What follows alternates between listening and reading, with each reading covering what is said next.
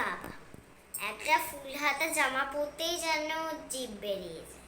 বাবা গো।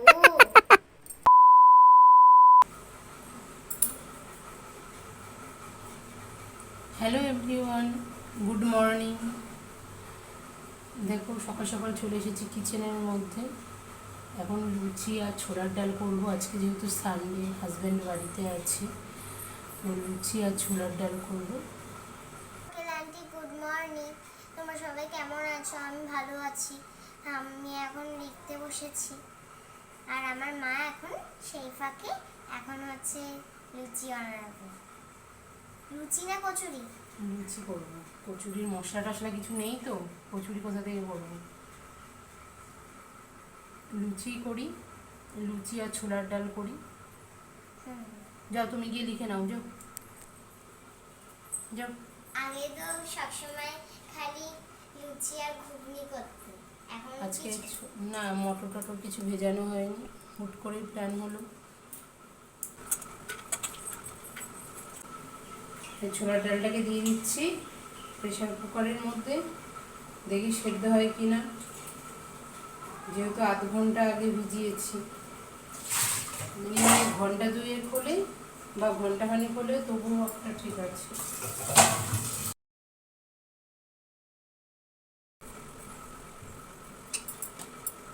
আমার না লুচি খেতে ভীষণ ভালো লাগে, লুচি কচুরি এগুলো খেতে আমি ভীষণ ভালো লাগে।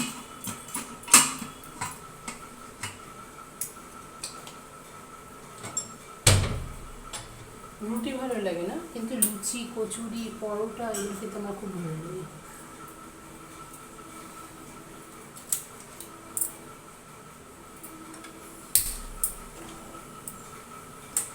বসিয়ে দিলাম সেদ্ধটা। আমাকে একজন বলেছে, জানো তো কি বলেছে? জানো তো বলেছে যে তোমার শরীরের এই কন্ডিশনে তুমি এত এনার্জি কোথা থেকে পাও, যে এত ভালো মন্দ রান্না বান্না করো, এত কিছু করো, এত খাটো, এত ইয়ে করো, এত এনার্জি তুমি কোথা থেকে পাও? কী করে বোঝাই বলো তো? যে করার কেউ না থাকলে, কোনো কোনো মানুষের কোনো উপায় না থাকলে এনার্জি অটোমেটিক চলে আসে। যখন দেখবে তোমার করে দেওয়ার কেউ নেই,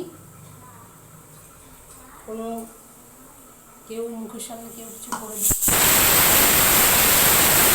এনার্জি চলে আসবে। তো দেখো আমাদের এখানটায় ফুলকো ফুলকো লুচি একেবারে রেডি হয়ে গেছে। দেখো, উফ, মা কি লুচিটা বানিয়েছে! ও মা, দেখে তো মনে হচ্ছে খাসা। খেয়ে দেয়। দাম খেতে রয়েছে।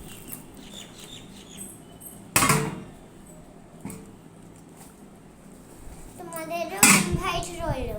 তোমাদের যদি খেতে ইচ্ছে করে লুচি, তাহলে তোমরা খেতে পারো আমাদের বাড়িতে এসে।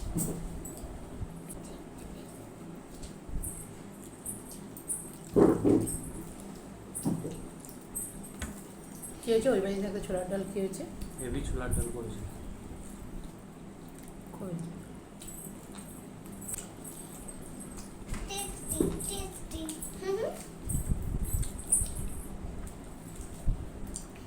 এই রুটির সাথে খেতাম না।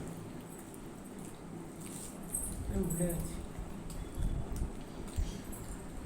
তোমরা জানো তো ভালো হতো নাকি খারাপ হতো বলে সেটাকে তো বন্ধুরা, এখন কিন্তু 4টে কি 4:30টার মতো বাজে।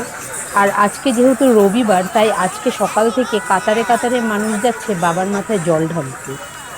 কাল যেহেতু সোমবার, তো বাবার মাথায় জল ঢেলে তারপর কিন্তু তারা বাড়ি ফিরে যাবে।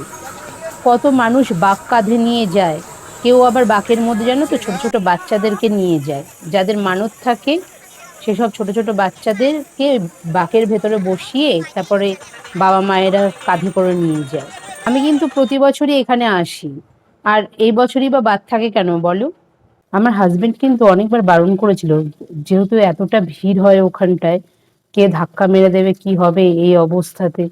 তো তার জন্য ও আমাকে অনেকবার বারণ করেছিল যে যেও না তুমি ওখানটায়।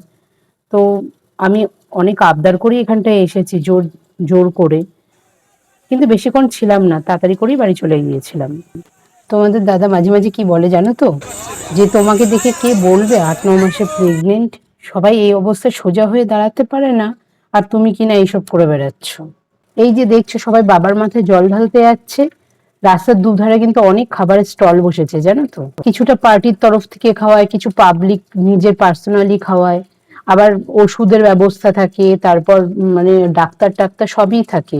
কারণ যারা হাঁটতে হাঁটতে ক্লান্ত হয়ে যায়, পাটা ফুলে যায়, তাদের কিন্তু চিকিৎসা কিন্তু এই রাস্তার ধারেই এই ক্যাম্পগুলোতে কিন্তু করে। একটা কথা বলি না, বলছি যে বৃষ্টি কয়েকদিন পড়ছে না বলে আবার গরম লাগানো শুরু হয়ে গেছে।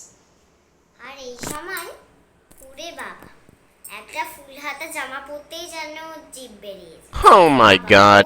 তো দেখো বন্ধুরা, আমরা কিন্তু অনেকক্ষণ আগেই বাড়ি চলে এসেছি, কিন্তু যেহেতু ভিডিওটা শেষ করা হয়নি, তো ক্যামেরাটা আবার অন করলাম।